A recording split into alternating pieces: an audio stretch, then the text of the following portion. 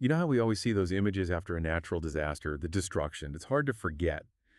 But what we often miss is the economic shock. It can last for a decade, 10 years. It affects everything, where people decide to live, how countries invest their money. So today, we're doing a deep dive into the economics of these events, these natural disasters. And we've got some really eye-opening research from the Federal Reserve to guide us. It really gets into the hidden costs of these events, costs that most of us probably don't even consider.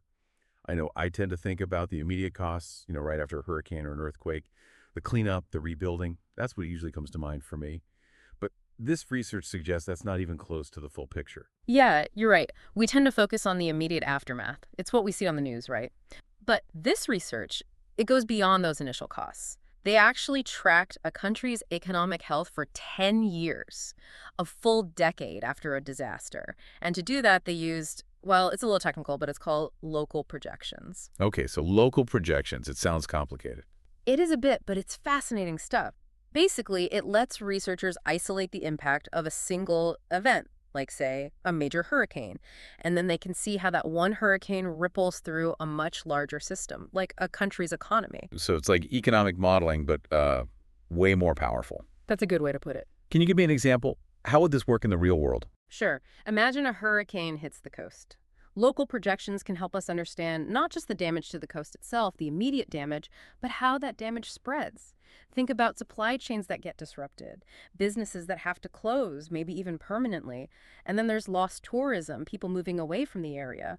All of these things can slow down economic growth for years, even in places far from the hurricane. Wow. So the impact is much, much wider than most of us realize. And what did the research tell us about GDP, about how a country's economy is actually affected over the long term? The big takeaway is that even though there's that immediate hit to GDP, the economic pain, it doesn't go away. It lingers. In a lot of cases, a country's economy, its GDP, it grows more slowly for years after a disaster, sometimes for a decade or more. A decade? That's longer than I think most people would guess. We're not just talking about rebuilding a few buildings here. Yeah. This is changing the entire course of a country's economy. Exactly. And that's why this research is so important. It's a huge wake-up call. We need to be thinking about the long term when it comes to natural disasters. How do we prepare for these long-term economic consequences? Not just the immediate crisis, but the years that follow.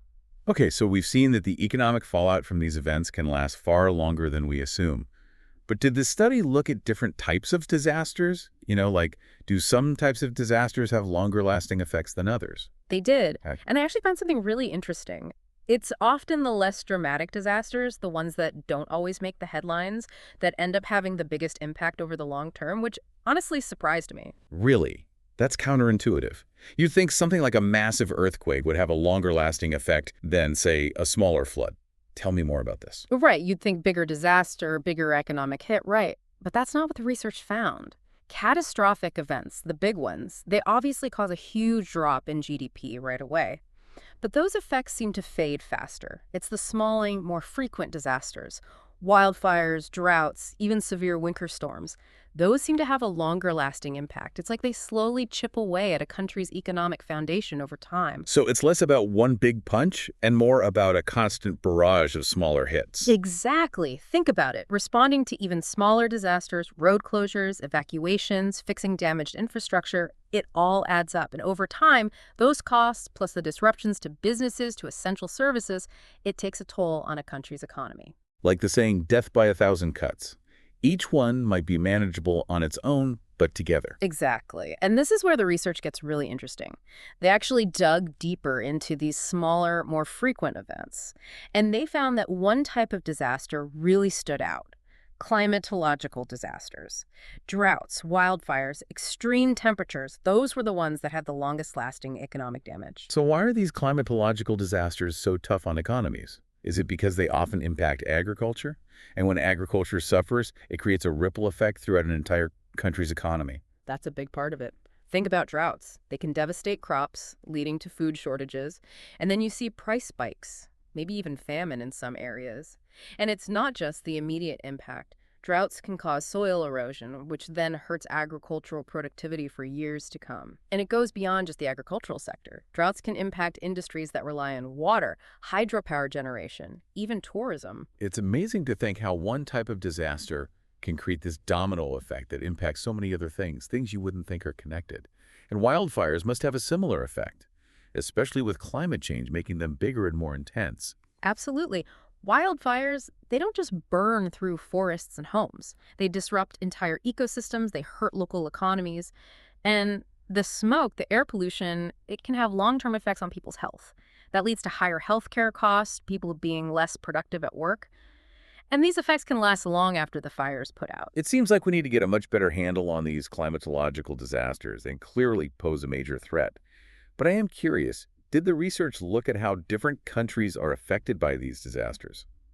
I would imagine a wealthy country with good infrastructure might be able to handle a disaster better than a developing country, right? You're exactly right. The study actually found a strong link between a country's income level and how well it can recover from a natural disaster. So a rich country gets hit by a hurricane. Yeah, it's a big deal. It's costly, but they can Uh-huh. probably bounce back, right? Yeah, to a certain extent. Wealthier countries, they've got some advantages. They often have better infrastructure to begin with, things like flood defenses, buildings that can withstand earthquakes, better warning systems.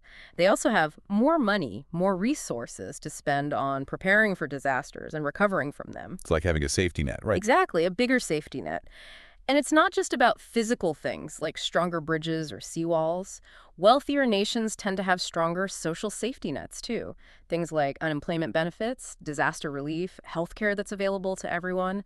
All of those things can help communities get back on their feet faster. So if the wealthy countries are better off, what does the research say about the countries that are most vulnerable, the ones that has the hardest time recovering? Well, one of the most surprising findings was that middle-income countries, they might actually be the most vulnerable, especially to those climatological disasters we were talking about, the droughts, the wildfires. That's interesting. I would have thought lower-income countries would be hit the hardest. Why are middle-income countries so vulnerable? There are a few reasons. First, a lot of middle-income countries, their economies are heavily reliant on things like agriculture and forestry. Those sectors are really vulnerable to things like droughts and extreme temperatures. They might not have the same level of industrial diversity as a richer nation. So the drought that destroys a lot of crops, that's going to have a much bigger impact on a country that depends heavily on agriculture, as opposed to a country with a more diverse economy. Exactly. And even though middle-income countries have made a lot of progress in terms of development, they haven't built up the same financial resilience as wealthier nations. They may not have the same access to credit markets, for example, or the same ability to handle risk. So they're kind of caught in the middle, aren't they? They're not the most vulnerable anymore, but they're not at a point where they can easily bounce back from these big economic shocks. That's a good way to put it. And that raises some serious questions about their ability to keep growing, to keep developing, especially as climate change gets worse and these types of disasters become more common. This research is really eye-opening, and it makes you think we need to rethink how we approach natural disasters from the ground up, how we prepare for them, how we measure their impact. It's not just about the immediate aftermath, it's about the long term. I completely agree. For too long, we've just focused on the immediate aftermath, how much damage was caused, how much money it will take to rebuild. But this research, it shows us that the true cost of these disasters, the costs to people's lives, to their livelihoods, to a country's economic future, those costs can play out over years, even decades. It really underscores that we can't just react to these events as they come. We have to be proactive. We have to get ahead of them. So what can we do? Where do we even begin? That's the big question, isn't it? But I think this research does offer some clues. Okay, I'm listening. How do we build a more resilient future? Well, first off, we got to get serious about investing in more resilient infrastructure. And I'm not just talking about physical infrastructure like seawalls or stronger bridges, although those are definitely important too. We need to invest in social infrastructure as well. Social infrastructure. Yeah. Things like early warning systems, better access to healthcare and education, stronger social safety nets. These are all things that can help communities weather the storm, so to speak. They can help communities recover from shocks, big or small. So it sounds like we need to broaden our definition of resilience. It's not just about concrete and steel.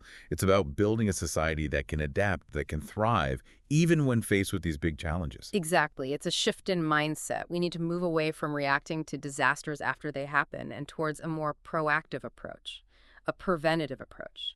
We have to start thinking of disasters not as isolated events, but as interconnected challenges that require bigger solutions. systemic solutions. That makes a lot of sense. So how do we put that into practice? What are some concrete steps that governments, businesses, and even individuals can take to start building that kind of resilience? Well, on a government level, it's about integrating resilience into everything. All planning, all policy making. It's investing in things that reduce risk, strengthening those social safety nets we talked about, promoting sustainable land use practices. It's making sure that building codes are up to date and that new infrastructure projects are designed with future risks in mind. And it's probably also about having some difficult conversations, right? Yeah. Like about things like managed retreat from areas that are most vulnerable to climate change. Absolutely. Those are never easy conversations, but they're becoming more and more necessary. And for businesses, it's about assessing their own vulnerabilities, taking steps to make their operations and their supply chains more resilient. It's about investing in training their employees, diversifying their suppliers, thinking about the long-term sustainability of their business model. It sounds like resilience is everyone's responsibility then. It's not just something we can leave to governments and big institutions. Exactly. Individuals, we all have a role to play. We can prepare our homes and our families for potential disasters, support organizations that are doing this work, advocate for policies that promote sustainability and equity. So it's about individual actions, collective responsibility, and a fundamental shift in how we think about these challenges. Yeah. It's about recognizing that we're all in this together. And the decisions we make today, they determine the kind of world we'll live in tomorrow. Couldn't have said it better myself. It's about building a more resilient future, a more sustainable future, a more equitable future for everyone. Building a more resilient, sustainable, and equitable future for everyone, that's a great vision. But as we've been discussing, this research suggests the economic impacts of natural disasters can be incredibly uneven, right? Absolutely. And that's an important caveat to this whole discussion about national GDP. Averages can be misleading. Just because a country's GDP bounces back after 5 years doesn't mean every community, every neighborhood, every family has recovered equally. So we need to zoom in a bit and look at the hyperlocal impacts as well, not just the big national picture. Exactly. The study found that factors like population density, income levels, the types of industries in a region, even the quality of local governance, these can all have a huge influence on how well a particular community weathers the storm, so to speak. So a rural farming community hit by a drought, they're going to face different challenges than a bustling city center hit by the same drought. Precisely. And this is where targeted investments and policies become so important. We can't just throw money at the problem of disaster recovery. We have to be smart and strategic about where those resources are directed. It's like you were saying earlier, it's not one size fits all. Resilience is going to look different in different places, depending on the unique risks and vulnerabilities of that community. Right. And this is where I think we need more granular data and more localized approaches to risk assessment and resilience planning. We need to be asking questions like, what are the specific risks facing this particular community? What are the existing assets and capacities that we can build upon? And what are the potential cascading effects of a disaster that we need to be prepared for? It's like those emergency preparedness kits they always tell you to have. But on a community-wide scale, you need to know what your specific risks are, fire, flood, earthquake, and then tailor your preparations accordingly. Exactly. And just like you wouldn't wait until a fire breaks out to start putting together your emergency kit, we can't wait until disaster strikes to start building resilience. This has to be an ongoing process of planning, investment, and community engagement. This has been a fascinating deep dive, and a bit sobering, if I'm being honest. But I always find that knowledge is power, even when it comes to these complex and sometimes overwhelming challenges. I agree.